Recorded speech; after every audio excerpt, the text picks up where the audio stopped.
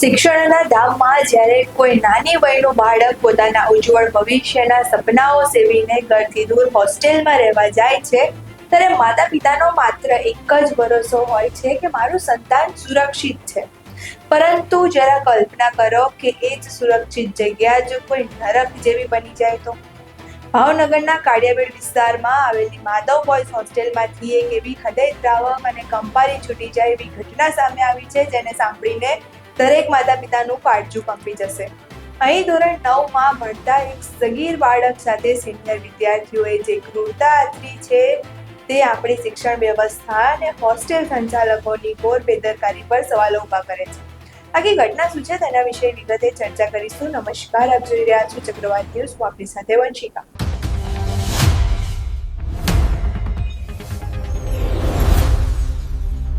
મળતી માહિતી મુજબ સરદાર પટેલ સ્કૂલમાં ભણતો અને માધવ બોયઝ હોસ્ટેલમાં રહેતો ધોરણ 9નો માસૂમ વિદ્યાર્થી નીટની તૈયારી કરતા ધોરણ 12ના 4 સિનિયર વિદ્યાર્થીઓનો શિકાર બન્યો હતો.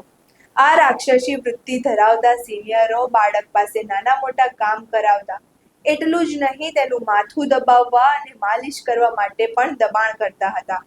જ્યારે માસૂમે તેનો વિરોધ કર્યો ત્યારે તેની સાથે મારપીટ કરવામાં આવી. પરંતુ હદ તો ત્યારે થઈ ગઈ જ્યારે આ સગીર વિદ્યાર્થીને તેની મરજી વિરુદ્ધ બળજબરીપૂર્વક સિગરેટ પીવડાવવામાં આવી અને તેનો વિડીયો બનાવીને સોશિયલ મીડિયા પર વાયરલ કરવાની ધમકી આપવામાં આવી. બાળકના પિતાના જણાવ્યા મુજબ તેને એવી ધમકી આપવામાં આવી હતી કે જો ઘરે કહીશ તો તને વધુ માર મારવામાં આવશે. જુઓ આ મામલે બાળકના પિતા અને પરિવારના લોકો શું કહી રહ્યા છે. મારો છોકરો માધવ બોયઝ હોસ્ટેલની અંદર છે અને એની હારે નીટના છોકરા છે, કોલેજ વાળા સ્ટુડન્ટો, એને મારામારી કરે છે, કામ કરાવડાવે છે, સિગરેટ પીવડાવે છે અને એના ફૂટેજ મારી પાસે છે કે ક્રૂરતાથી મારે છે, વધારે માનવ દૃષ્ટિ રાખ્યા વગરના મારે છે. અને મેન એમાં છે આ બધું ઈદ કરાવે છે અને એ મારા છોકરાને એ પૂછ્યું એ બધું મને કીધું.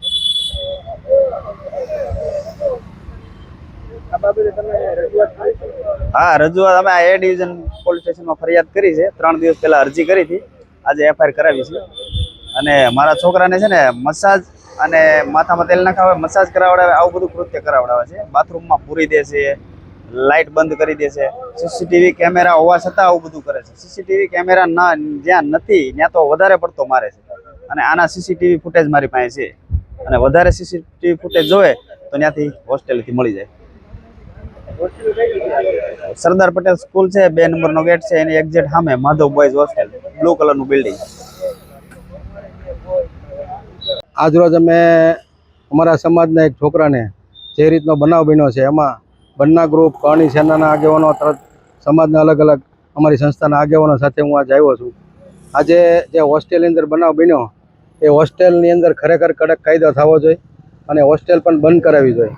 અને ત્યાં જે સ્ટુડન્ટો જે રીતનું આ કૃત્ય કર્યું છે એને રસ્ટિકેટ કરવા જોઈએ.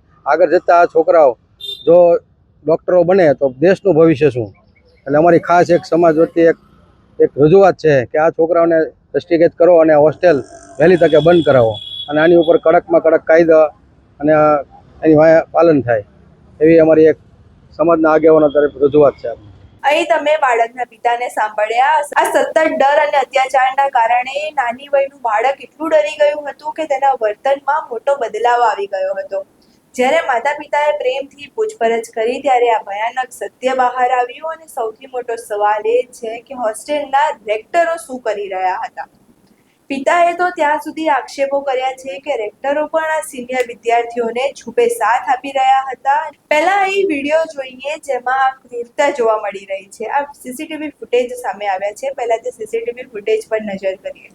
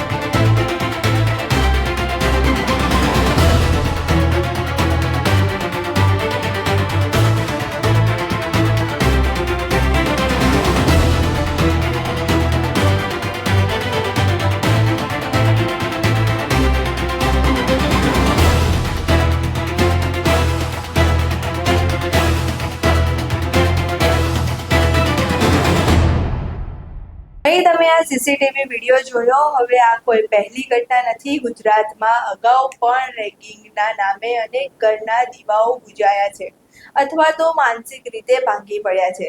સુરતની મેડિકલ કોલેજ હોય કે પછી અમદાવાદની પ્રખ્યાત હોસ્ટેલો, સિનિયર વિદ્યાર્થીઓની દાદાગીરીના કિસ્સા અવનવાર સામે આવતા રહે છે.